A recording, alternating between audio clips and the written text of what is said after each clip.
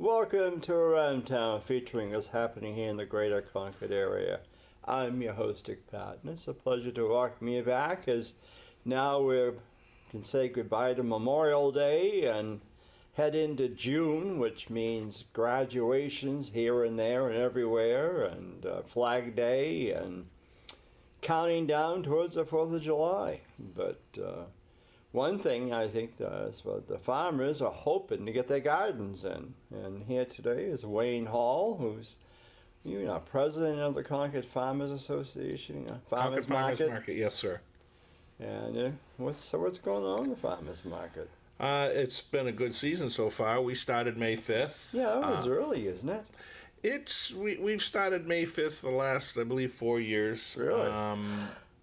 There's a lot of our different vendors and stuff like that, our non-row crop vendors that have product and such, meats, breads and stuff like that. And a lot of the farmers are using row cover to bring forth spring greens and all sorts of good stuff like that, rhubarb and whatnot. So it's a little bit early, but not too bad, and we're pretty good in the production. Because I was thinking, gee, boy, there's no things out unless you got a hothouse or something. But then I rode by once and I saw maple syrup was out there. Okay, you can buy that. Then some vendors sell dog food or dog bones or something. Mm-hmm. And then you got those who are bakers who are selling some pastry or whatever. But I guess my definition of a farmer's market is different than what that may be, because I always thought it was vegetables and fruits and that was it.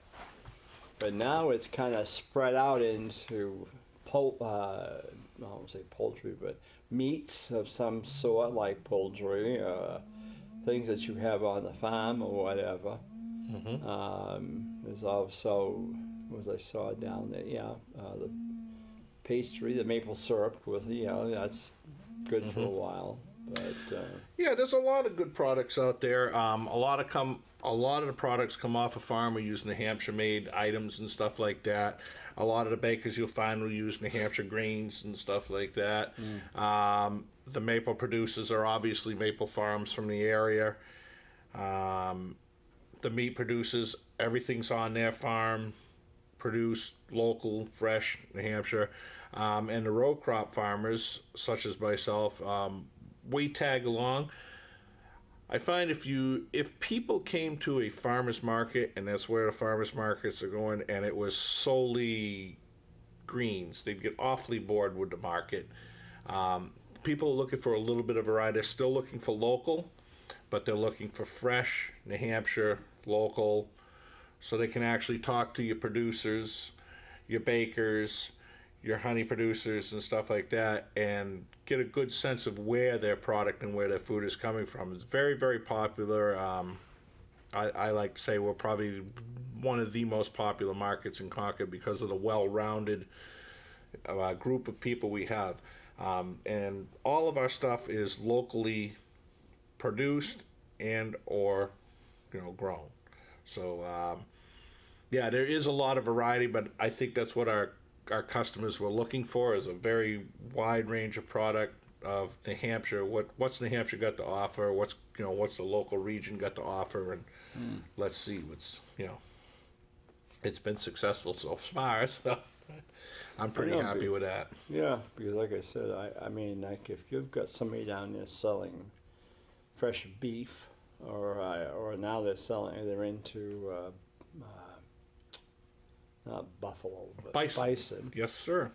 What is the difference between bison and buffalo? I believe it's the same animal. Yes. I mean, I know when you watch an Indian show, it's all buffalo, dances with wolves, but now then you got to say bison. Well, what's the difference between them? Not a lot of difference. We do have a bison meat producer. It's a local from Canterbury. The very wonderful farm, very good people. Everything is done on site. And with the processing and packaging, it's always done under USDA approval and stuff like that. Hence, again, it is a product that is raised right here, actually very locally in the town of Canterbury. So it's a grass raised product that is offered with no byproducts and no, fillers and anything like that. You get a natural product from the local region. Is that the same one that sells on Chichester there on Route 4? That one is advertising buffalo or bison. I am not sure.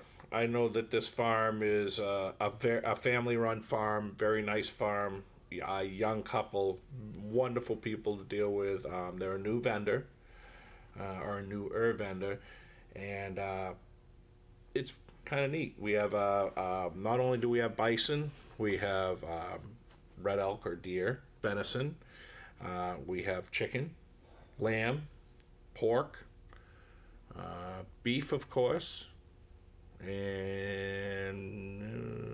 fish from Saunders Fish Market, which is a Portsmouth local fishery that brings their product to the Concord Farmers Market. Well, it's more than I thought it was. I know when the vegetable season's in full bloom there, when you got, the usual stuff, but I never pictured all those other things you've got there. Yeah, it's the definition of a farmer's market is farmers, so you could consider the beef products and stuff like that, maple and stuff like that. The bakers push it a little bit out of the realm, but it's when they're using natural grains off their farms, natural spices, a lot of them will use the maple syrup from the local farm, and they're, probably you'll find that 95% of the product comes from New Hampshire and is a local product. Interesting. And it's nice to be able for people to come to the market. It is a little bit more money, but it's nice for people to be able to come and basically do all their shopping for the week. You can get your breads, your meats, your vegetables, your milk. We have a milk producer there. And hence again, back to the local fresh. Everything is, I probably said this a bazillion times, but people like to talk to who's had their hands on their food. A farmer's market is very unique in the fact that if people want to know about my tomatoes and my row crops, they can come and talk to me direct. Whether they know that I've put them in the ground, I give them gardening tips. It's kind of funny because a lot of people say, well, don't you think that'll hurt your business? And I'm like, no. If I think the more people growing their food, the better off they are. Yeah. They'll come see me for plants. They'll come see me for advice. Sometimes they don't grow enough, and they'll come see me for products. So yeah, we welcome questions and stuff like that. But it's more like I said, the local production. It's not a conglomerate that there's a CEO sitting high up on a tower somewhere. You can actually talk to the guy that's actually put their hands on your food and produced it and grown it from seed, or harvested it from a tree, or produced the meat or packaged and had the meat into production.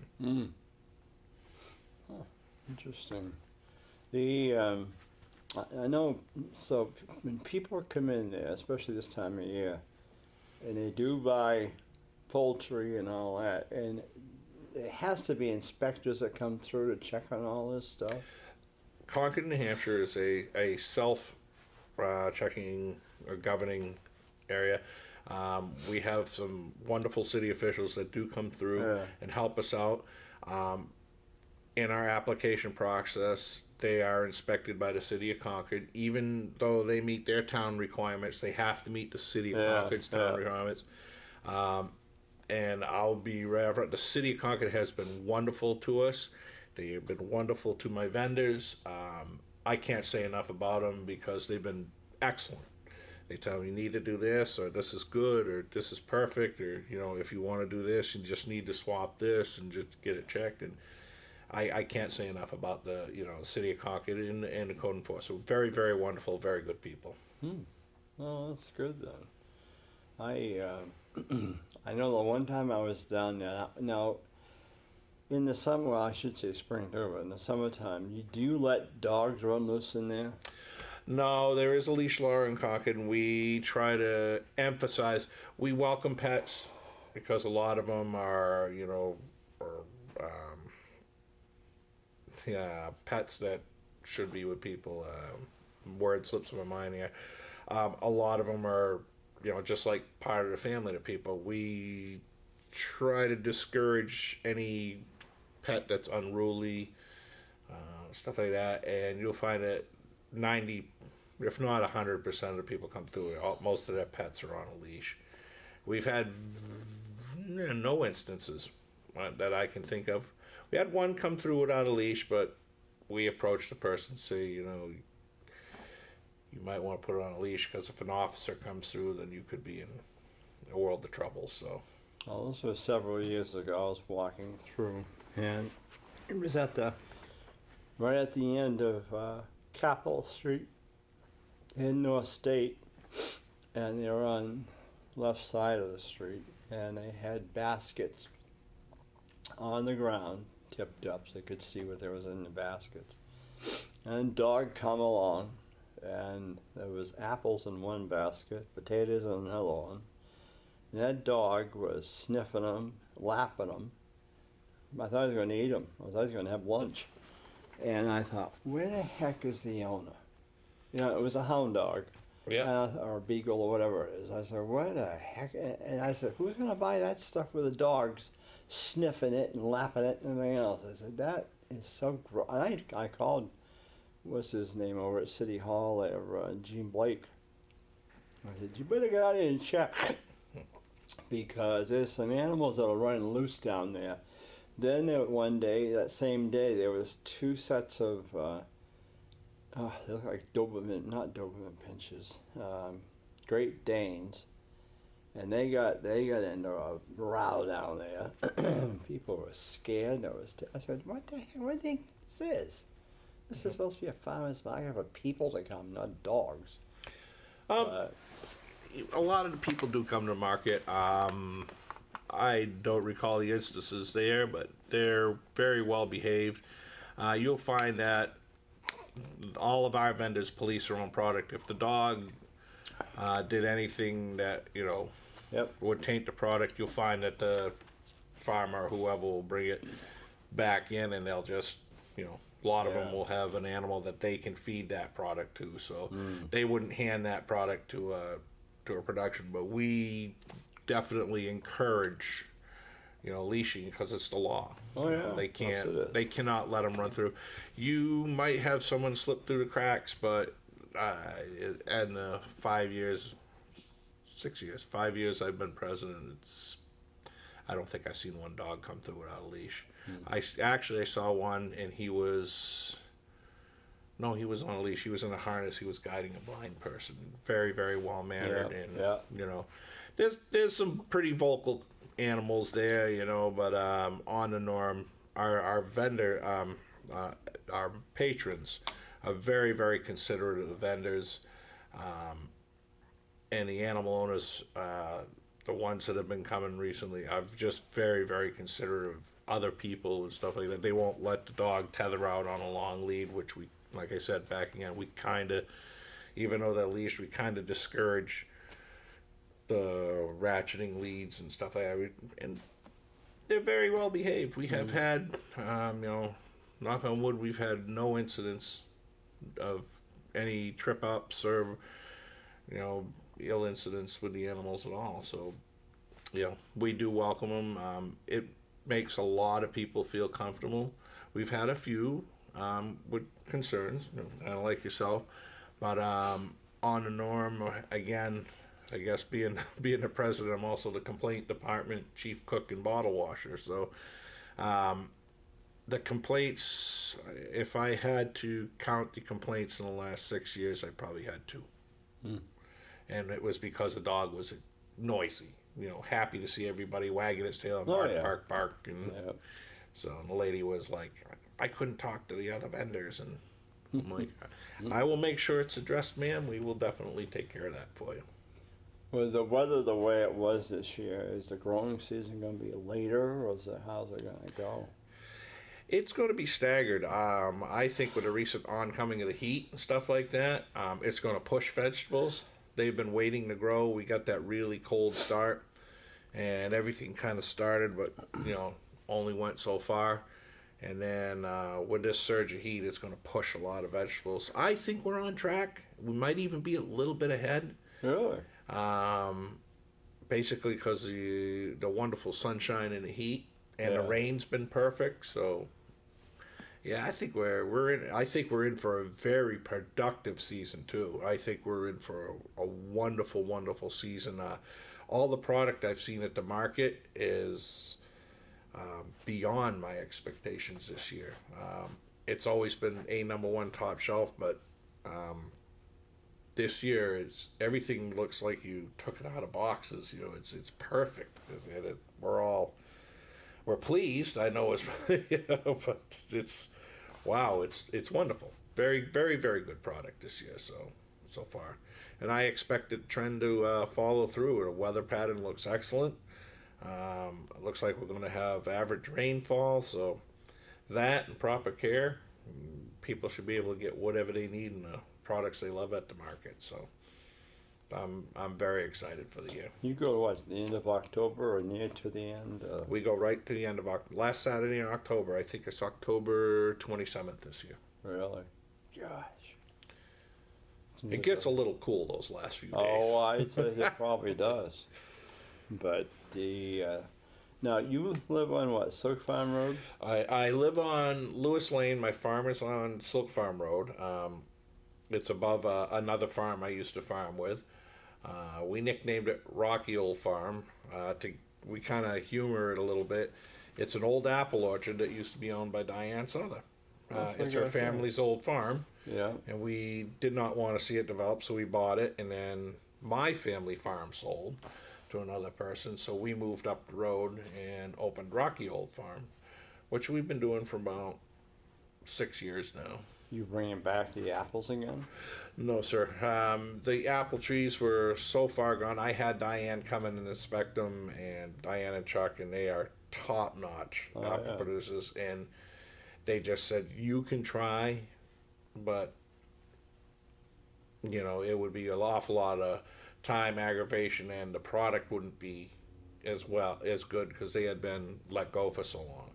I think they hadn't been touched in probably 20, 25 years. Oh, it's too bad. But so we renovated the orchard.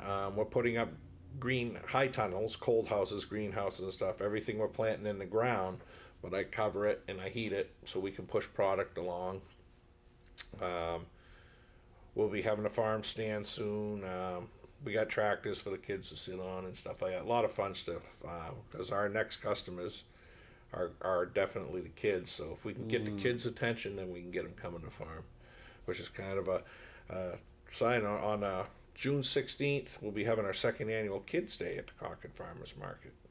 And everybody's invited for the young and the young at heart. There'll be tractors and planting stations, and the farmers market that day will be engineered towards the kids.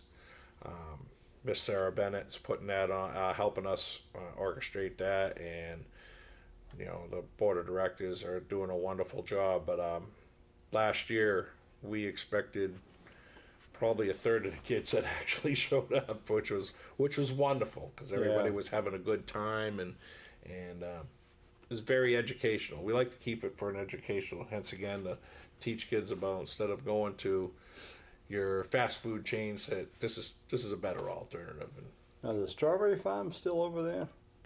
the strawberry farm was Lewis Farm, isn't it? Yep, that was our old family farm, and the Picayune has been gone for quite a while because just was hard for Harry to maintain and stuff like that. So, and that's the reason he kind of wound up selling the farm. Chuck Souther does a wonderful Picayune, beautiful berries. Hence again, they do a wonderful, wonderful, wonderful It's job. their Apple Hill, right? Apple Hill, Yeah, yes. they're on the show here recently. But you know, there's a lot of good farmers. A lot of good farmers have gone by the wayside. We're just trying to keep up the old. What about the turkey farm over there? Turkey farm has been changed to a turkey pie production facility. Where they get their turkey meat from? It's organic, and I believe comes locally. I am not quite sure, but Mr. Blake, very, very stringent about his product and stuff like that. it was again. You go by the what's happening to the family farm and stuff like that. It's tough to keep up production and stuff like that, and where it was just Charlie and Mr. Blake, I should say, and he was producing 500 turkeys a year. It's a lot of work. Yeah, it is. And he just couldn't, just couldn't keep up. He was inspected and certified and everything, but to keep everything, and you'll find that's the other reason a lot of people get out of farm, to keep the product the way we think it should be, top notch and number one. If you can't do that, there's no sense in turning out an inferior product. There's, because your name will just get around. The end would be near anyway. You do go back to the family farm thing. The reason we bought the farm is people kind of go, at your age, why'd you get back into farming, or why'd you start your own farm? And I'm like, people deserve a quality product. Yeah. People deserve a fresh product. People deserve to know where their food's coming from. If everybody gets out of farming, we're gonna get hungry pretty quick. Yeah. And it's not nice to see fellas like yourself that still grow rhubarb and still grow their own stuff in the yard. That to me is great. If our farm can help out individual small farmers or personal farmers, I think that's phenomenal. If everybody can learn how to farm, then I think that'd be wonderful. I know, but I'll tell you, it seems like farming has gone downhill so fast in the last 20 or 30 years. I mean, you look at and I guess I'm looking at more of the dairy farms, the beef farm, the cows and all that. And sad when you drive by a place that used to be a cow farm, and there's nothing there now. It's terrible. It's just like, my gosh, and I don't know. And then, of course, the Grange being, the farm that was formed for the farmer, and now we're looked at like we're a bunch of, what are you for? Well, we were raised for the farmer back at 150 years ago. But, it's just like, of course, farming has changed. You've got the Christmas tree farmers, you've got the apple farmers, and the maple syrup producers. They're farmers and all that. I mean, we don't really think of them. I think we're thought so much of the beef and all that, and of course now you've got the sheep and the goats, and what about the alpacas and all those things? The alpacas and emus. I've been to other farmers market where there's some pretty exotic stuff out there, and it's kind of nice, once again, because I get to talk to those farms, so it kind of sparks my curiosity. The one was the emus. I was like, yeah, you have to be a little tougher person than I am to tackle a 100-and-something pound bird, because those things can be pretty feisty. But no, it's hard on the big farms like that. You find that it's production. In order for the farm to survive, they have to produce a lot. A lot of your small farmers like myself have alternative, winter jobs and stuff that we go to, or winter businesses that we do. You have to have acreage, and you have to be in a great amount of production, because the man calls for, or you have to have a second job. Sure. My grandfather is, he always had a second job. He was a food producer. He produced vegetables for local stores and stuff like that. And, kind of the way of the small market, I kind of miss the old Souther's Market, Philades and the Concord. Oh, yes, all the old ones. It was kind of nice, small, personal, and the butcher would, custom cut your meats and stuff like that. And it unfortunately is, sometimes it is a thing of the past. Sad. I know, because when you get down to the big supermarkets, you don't see the butcher shops down there like you used to. A lot of them, some of them will still custom cut your meats and stuff like that. But a lot of the small farms also supported the local farms, like you said, with their meats and stuff like that there. So yes, still plenty of good product in local stores and stuff like that. And we're finding now that the local stores are getting back to local products. You can go into your chains like Shaw's, Demoulas, Hannaford, and stuff like that, and they have a special section dedicated to the area of local produce and stuff like that. And they're finding it's being, and you may find it'll bring back your farms, because if chain stores are finding it lucrative and the farmers are finding it lucrative to sell to them. Yep. Of course, you have to be a little bit bigger farm than I am, but it's nice to see a New Hampshire product in a store, in a chain store in New Hampshire. It's wonderful. So I'm all for it. Well, good, Wayne. Well, we're coming to close of our own time. This went fast. And if you want more information, you give Wayne Hall a call, and we'll stop down on Saturdays from 8 to 12 or 7 to 12? 8:30 to 12. We welcome any questions.